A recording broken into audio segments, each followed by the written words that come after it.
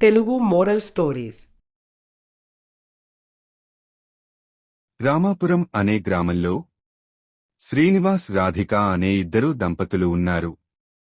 వాళ్లకి ఇద్దరు కొడుకులు ఉన్నారు. వాళ్లు పట్నంలో ఉన్న చిన్న కంపెనీలో ఉద్యోగం చేస్తున్నారు. ఒరే అబ్బాయిలు, ఈ సంవత్సరం మీ ఇద్దరికీ పెళ్లి చెయ్యాలి అనుకుంటున్నాను. ఈ ఇద్దరు ఏమీ అంటారు? నాకు బాగా చదువుకున్న అమ్మాయి, డబ్బుగళ్ల అమ్మాయి కావాలి నాన్నగారు. అబ్బా, నా కొడుకువి అనిపించవు. సరిగ్గా నా మనసులో ఉన్నదే చెప్పావురా.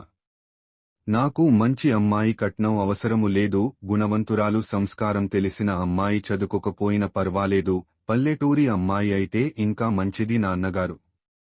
ఏమిటీరా, ఏమీ మాట్లాడుతున్నావు? నీకు అయినా అర్థమవుతుందా? అన్నయ్యని చూసి నేర్చుకో. ముందు జాగ్రత్తతో ఎలా ఆలోచిస్తున్నాడు. రేపు వాడికి ఏదైనా కష్టం వస్తే అమ్మాయి తెచ్చిన కట్నం ఉంటుంది, నీ దగ్గర ఏం ఉంటుంది?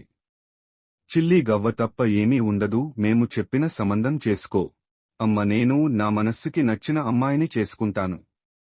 నీ కర్మరా, అనుభవించు. అబ్బా, ఇంకా ఆపుతరా మీరు? రాధిక, వాడిని చిన్నపాటి నుండి చూస్తున్నావు కదా, ఇంక వదిలే. అబ్బా, వీడు ముండి పట్టుదల వల్ల వీధిలో వాళ్లు చూస్తే నవ్వుతారు. మొన్న ఆ భాగ్యంని వెక్కిరించను, నా కొడుకులకి కట్నం ఎక్కువ తీసుకుంటా అని. ఇప్పుడు దానికి తెలిస్తే నవ్విపోతుంది. ఏంటి రాధిక, నోట్లో గొనుగుకుంటున్నావు? చెప్పు, ఒప్పుకుంటవ వద్దా? ఒప్పుకోక ఏం చేస్తాను కానివ్వండి.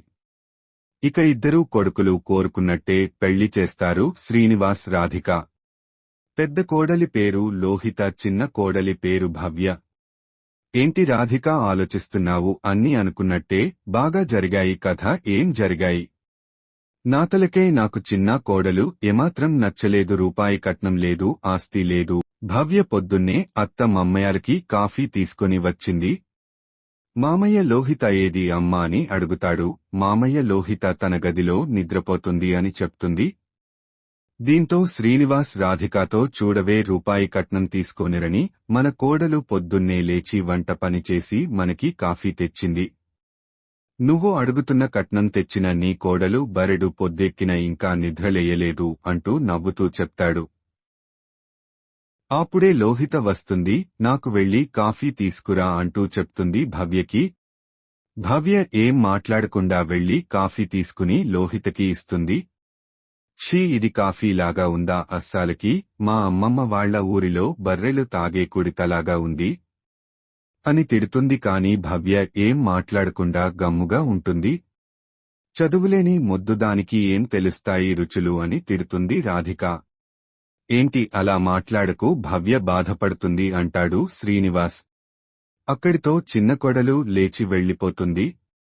భవ్య అత్తగారు కూడా